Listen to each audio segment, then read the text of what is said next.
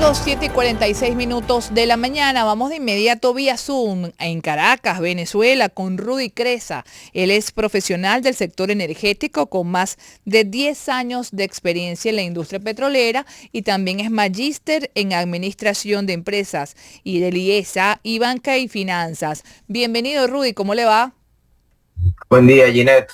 Un placer. Gracias por la invitación.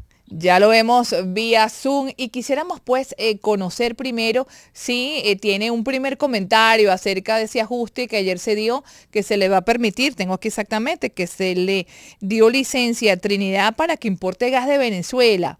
¿Tiene algún comentario sobre esto, una primera visión? Bueno, en principio esto es algo que ya se venía Ujú, discutiendo con bastante fuerza, especialmente de 2018. Entendemos que aquí, o bueno, todos conocemos que Venezuela es un país que tiene un inmenso potencial a nivel de la producción de gas. Darle salida a ese gas o darle salida de exportación a ese gas es importante, dado que aquí no tenemos las facilidades ujú. para lo que es el procesamiento y la misma exportación, pues, o facilidades con las que sí cuenta un país como Trinidad. De hecho, esto debería dar un impulso y debería ser un incentivo para traer esas inversiones que son necesarias para desarrollar esta industria, que en principio también desde el punto de vista legal o desde el punto de vista normativo es mucho más fácil o mucho más sencillo para el sector privado poder invertir en el país, a diferencia de la industria de los hidrocarburos líquidos. Para explicar mejor a toda nuestra audiencia y ponerla en contexto, esta licencia que se le ha dado a esta posibilidad de importar gas de Venezuela, ¿cuál es la acción exacta que se va a poder lograr? ¿De qué se trata exactamente? Bueno, a nivel de la normativa, una de las limitantes o de las pocas limitantes que tenía esa normativa era que primero se debería garantizar todo lo que es el suministro interno de gas, y sabemos que si bien hay un suministro de gas en Venezuela, no llega a todas las regiones. Una vez que se garantizara ese suministro interno, era que las empresas que invertían o que operaban campos de gas en Venezuela podían exportar. A este nivel lo que estamos dando es una salida para proyectos en los cuales ya están en producción Ujú. y se requiere mayor inversión para aumentar esos niveles de producción, pudiesen tener esa posibilidad de exportación y esa posibilidad no solo de poderle vender el gas a PDVSA, sino poderlo vender a precios internacionales a países como en este caso es Trinidad. Es decir que, bueno, en ese sentido se está flexibilizando, ¿no? Hay otras empresas internacionales, ConocoPhillips, está incluso CNPC China, están también otras esperando que se les permita volver a manejar, operar a fondo en Venezuela. ¿Cuál es tu perspectiva sobre este particular? Bueno, recordemos que quizás hay un hito a finales de año que se empieza a operacionalizar a partir de inicios de este año, que es la flexibilización de la licencia de Chevron. Tú nombras algunas empresas, otras que Ujú. también están a la expectativa o la espera. Pudiésemos nombrar la italiana Eni Eni, y la exacto. española Rexol. Recordemos que estas son empresas que incluso ya han realizado o tienen operaciones y tienen activos en el país, dada la situación, dadas las restricciones, dadas las dificultades, tanto para las operaciones como para la comercialización, dado el escenario de sanciones en el que estaba Venezuela, se les hacía bastante difícil. Los intereses de esta empresa o de estas empresas no solo existen por un tema del potencial energético que existe en el país o del potencial de la industria de hidrocarburos venezolana, sino que son empresas con las que o que tienen deudas pendientes por saldar con PDVSA.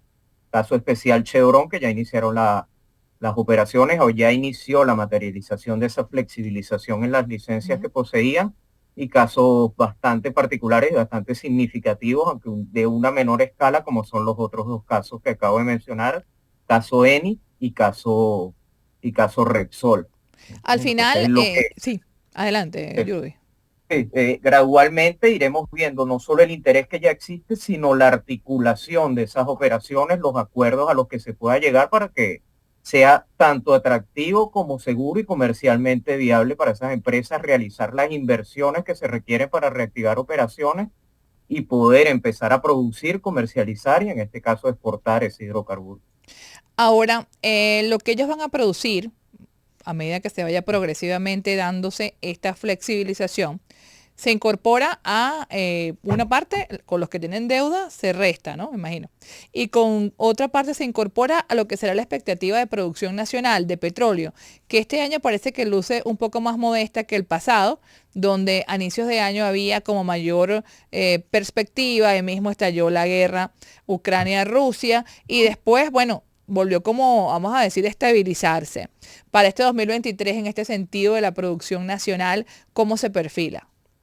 Bueno, estamos hablando de estimaciones que pudiese aumentar en 200.000 barriles, quizás llegar o superar estos 800.000 barriles, pero depende mucho de que se den esas condiciones y que estos proyectos que estamos mencionando arranquen, porque no solo van a nivel, se debe llegar a un acuerdo y a una figura que permita esa comercialización, no solo que genere caja, que en muchos casos quizás no la vaya a generar, por lo menos podemos ver el caso de los acuerdos de comercialización que se alcanzaron con Chevron, donde se está enviando crudo o ellos están eh, tomando crudo de Venezuela y están enviando nafta. Esta nafta es utilizada como diluyente y esto va a tener un efecto directo en un aumento de la producción, especialmente a nivel o en la región de lo que es la faja petrolífera. Pero ese aumento en la producción, esa reactivación de ciertas operaciones depende mucho de las negociaciones, de los acuerdos que se lleguen para definir tanto esa modalidad operativa como esa modalidad de comercialización, intercambio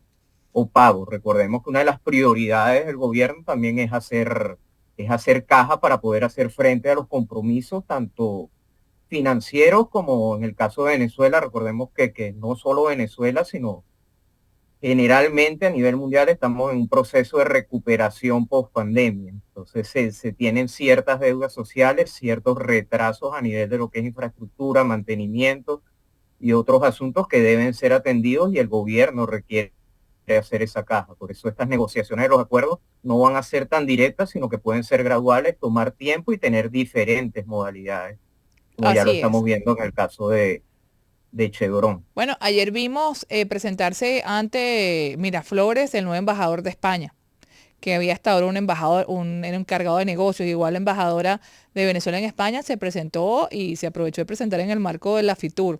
Es decir, que por allí también viene el tema del restablecimiento de las relaciones diplomáticas también con estos países con los cuales había este acuerdo comercial, en este caso energético.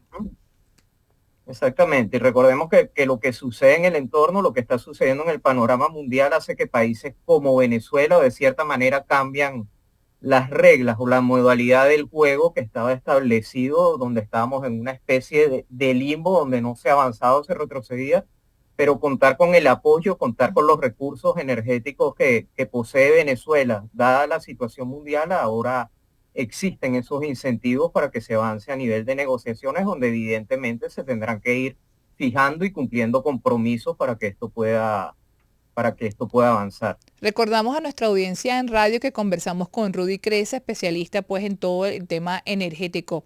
Ahora, Rudy, la empresa petrolera y el empleo. En estos días hemos escuchado que han dicho, bueno, ya tal o cual empresa extranjera que está esperando flexibilización ha comenzado a contratar a personas, sobre todo en Monagas, en el oriente del país. En ese tema del recurso, ¿crees que podrán traerse otra vez quizás gente que esté afuera o en Venezuela estamos todos completos ya para dar respuesta a esto? Porque quedaron obviamente los trabajadores de base que tanto de verdad esfuerzo han hecho, pero también esa industria petrolera es muy tecnificada. Sí, como tú bien lo mencionas, es una industria ampliamente tecnificada donde la experiencia pesa mucho y muchos de estos capital humano experimentado decidió emigrar del país buscando nuevas oportunidades, pero esa reactivación, uno de los efectos positivos que trae es esos efectos de generar empleo, no solo empleo directo, sino recordemos todos los servicios asociados que hay a la empresa Aguas petrolera. abajo, exacto. Aguas abajo, vamos a tener de servicio de comida, servicio de logística, servicio de mantenimiento, reactivación de ciertas industrias conexas a la industria petrolera. A nivel de la experiencia, Venezuela sigue contando con un capital humano experimentado, quizás no en la misma cuantía que contaba antes y cuenta con una nueva generación que se ha venido preparando, si bien le toca hacer ese recorrido de generar o de acumular esa experiencia en proyectos grandes, pero es indudable, ya Sí. estamos viendo ofertas y búsqueda Qué de bueno. capital humano en Internet, y eso es un factor que independientemente no se genere la caja a nivel de exportaciones, sí va a tener un efecto positivo a nivel de la economía como generador de empleo y reactivación de industrias conexas. Que suma. Muchísimas gracias, Rudy, por habernos acompañado esta mañana en A Tiempo. Gracias. Vamos a estar, por supuesto, haciendo el seguimiento a este tema. Vamos a una nueva pausa.